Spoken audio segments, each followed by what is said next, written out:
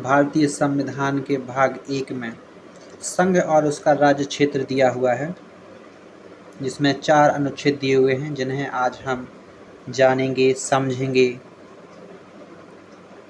पहचानेंगे। नमस्कार, मेरा नाम है सौरभ और आप देख रहे हैं सौरभ क्लासेस। वीडियो आगे बढ़ाने से पहले मैं बता देना चाहता हूं कि इस वीडियो के अंत में मैंने महत्वपूर्ण प्रश्नोत्तर तथ्यों को रखा है जो एसएससी, जीडी और तमाम प्रतियोगी परीक्षाओं में आने की जिनकी प्रबल संभावना है। लेकिन सबसे पहले देख लेते हैं संविधान में उल्लिखित आर्टिकल्स, अनुच्छेद। पहला अनुच्छेद जो है संघ और उसका राज्य क्षेत्र। पहला अनुच्छेद कहता है संघ और उसका राज्य क्षेत्र। भारत अर्थात इंडिया राज्यों का संघ होगा। राज्य और उनके राज्य क्षेत्र वे होंगे जो पहली अनुसूची में विनिर्दिष्ट हैं। भारत के राज्य क्षेत्र में राज्यों के राज्य क्षेत्र पहली अनुसूची में विनिर्दिष्ट संघ राज्य क्षेत्र और ऐसे अन्य राज्य क्षेत्र जो अर्जित किए जाएं समाविष्ट होंगे। ये कहता है पहला अनुच्छेद।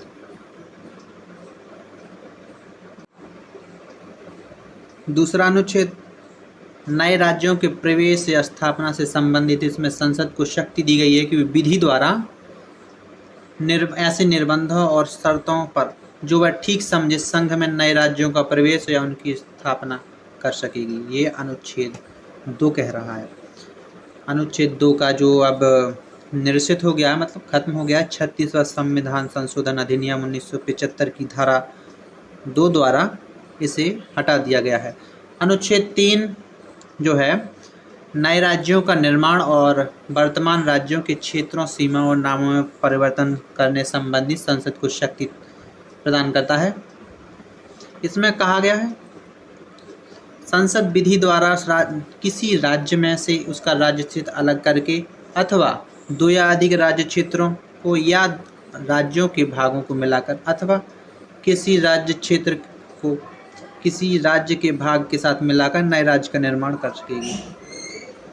किसी राज्य का क्षेत्र बढ़ा सकेगी, किसी राज्य का क्षेत्र घटा सकेगी, किसी राज्य की सीमाओं में परिवर्तन कर सकेगी, किसी राज्य के नाम में परिवर्तन कर सकेगी। ये अनुच्छेद 3 जो है संसद को शक्ति देता है। इन शक्तियों के साथ साथ संसद को कुछ बाध्यताओं का भी पालन करना पड़ता है, जिसे परंतुक के रूप में दिया गया है। इसमें कहा गया है अनुच्छेद 2 और अनुच्छेद 3 की शक्तियों का प्रयोग करने के लिए कोई विधेयक राष्ट्रपति की सिफारिश के बिना जहां विधेयक में अंतर्विष्ट प्रस्थापना का प्रभाव राज्यों में से किसी के क्षेत्र, सीमाओं या नाम पर पड़ता है, वहां तक उस राज्य के विधानमंडल द्वारा उस पर अपने विचार ऐसी अवधि के भीतर जो विनिर्दिष्ट किए जाएं या ऐसी अवधि के भीतर जो राष्ट्रपति द्वारा अनुज्ञात की जाए प्रकट किए जाने के लिए वह विधेयक राष्ट्रपति द्वारा उसे निर्देशित नहीं कर दिया गया है और इस प्रकार विनिर्दिष्ट अनुज्ञात अवधि समाप्त नहीं हो गई है, संसद के किसी सदन में पुनः स्थापित नहीं किया जाएगा। इसका स्पष्टीकरण कहता है कि इसमें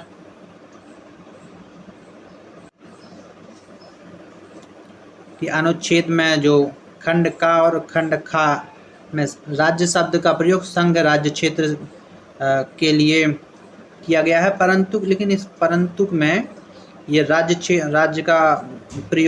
शब्द का प्रयोग जो है राज्य क्षेत्र के लिए नहीं किया गया है। वहीं दूसरा स्पष्टीकरण अनुच्छेद 3 के खंड खा द्वारा संसद को प्रदत्त शक्ति के अंतर्गत किसी राज्य या संघ राज्य क्षेत्र के किसी भाग को किसी अन्य राज्य या संघ राज्य क्षेत्र के साथ मिलाकर नए राज्य या संघ राज्य क्षेत्र का निर्माण करने के लिए शक्ति देता है। वहीं अनुच्छेद 4 जो है पहली अनुसूची और चौथी अनुसूची में संशोधन तथा अनुपूरक, अनुषांगिक और परिणामिक विषयों पर उपलब्ध कराने के लिए अनुच्छेद 2 और अनुच्छेद 3 के अंतर्गत बनाई गई विधियों की बात करता है, जिसमें कहा गया है पहली अनुसूची और चौथी अनुसूची के संशोधन तथा अनुपूरक, अनुषांगिक और परिणामिक विषयों का उपबंध करने के लिए अनुच्छेद 2 और अनुच्छेद 3 के अधीन या अंतर्गत बनाई गई विधियां, जिसमें अनुच्छेद 2 और अनुच्छेद 3 में विनिर्दिष्ट किसी विधि में पहली अनुसूची और चौथी अनुसूची के संशोधन के लिए ऐसे उपबंध अंतर्विष्ट होंगे जो उस विधि के उपबंधों को प्रभावी करने के लिए आवश्यक हों, तथा ऐसे अनुपूरक, अनुषांगिक और परिणामिक उपबंध भी जिसके अंतर्गत ऐसी विधि से प्रभावित राज्य या राज्यों के संसद में विधानमंडल या विधानमंडलों में प्रतिनिधित्व के बारे में उपबंध हैं अंतर्विष्ट हो सकेंगे, जिन्हें संसद आवश्यक समझे। वहीं दूसरा खंड 2 कहता है पूर्वोक्त प्रकार की कोई विधि अनुच्छेद 368 के प्रयोजनों के लिए संविधान का संशोधन नहीं समझी जाएगी। पूर्वोक्त प्रकार की कोई विधि अनुच्छेद 368 के प्रयोजनों के लिए इस संविधान का संशोधन नहीं समझी जाएगी।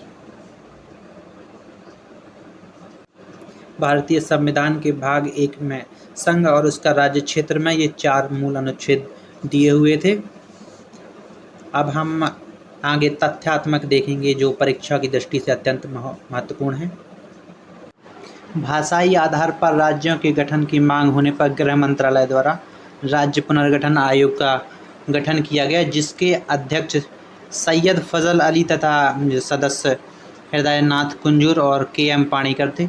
इस आयोग ने अपनी सिफारिशें 30 नवंबर 1955 को दी।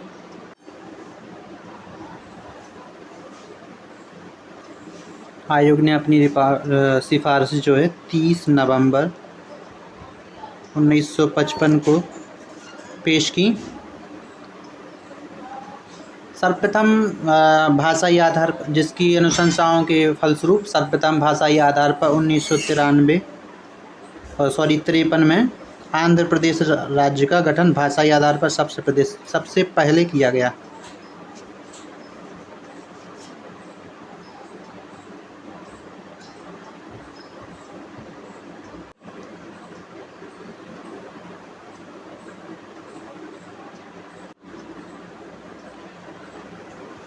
वहीं पांडिचेरी भारत का छठा केंद्र शासित प्रदेश 1956 में बना और गोवा 1961 में 7वां केंद्र शासित प्रदेश बना।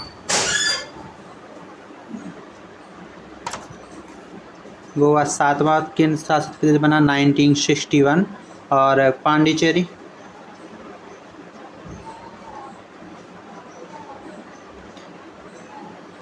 छठा केंद्र शासित बना 1956।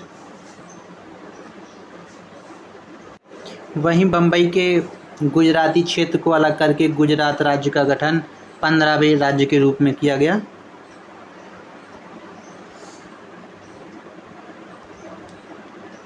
और नागालैंड राज्य का गठन 16वें राज्य के रूप में 16वें राज्य के रूप में 1962 में किया गया।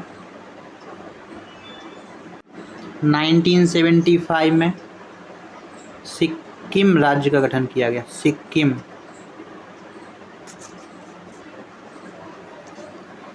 और राज्य पुनर्गठन अधिनियम 2000 के तहत मध्य प्रदेश से 36वें राज्य के 26वें राज्य के रूप में छत्तीसगढ़ का गठन किया गया।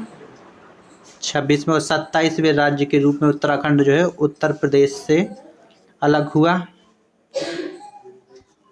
27वें राज्य के रूप में उत्तराखंड और 28वें राज्य के रूप में झारखंड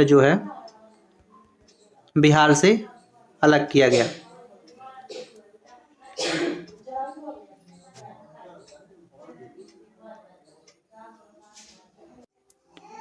वहीं 2 जून 2014 को आंध्र प्रदेश से पृथक करके तेलंगाना राज्य का गठन किया गया।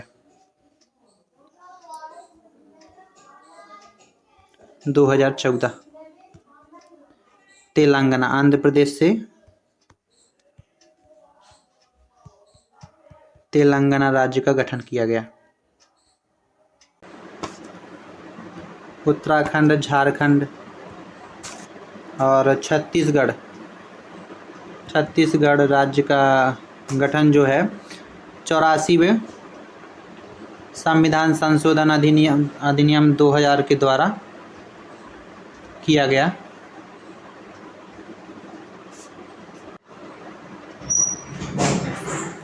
वहीं गोवा को गोवा दमन दीव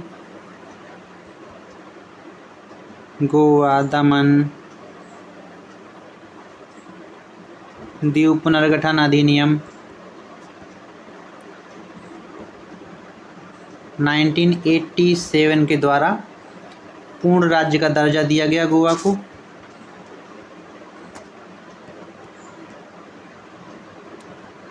और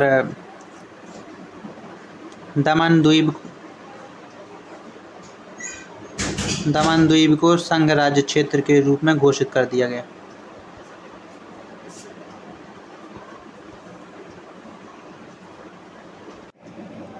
इस 10-12 मिनट की वीडियो में मैंने मूल विधि के साथ महत्वपूर्ण तथ्यों को जोड़ने की कोशिश की है। आशा करता हूँ आपको ये वीडियो पसंद आया हो। लाइक कीजिए, कमेंट कीजिए, शेयर कीजिए। आपका कमेंट हमारे लिए मोटिवेशन का काम करता है। कृपया कमेंट ज़रूर कीजिए। धन्यवाद और चैनल को सब्सक्राइब करके रखिए।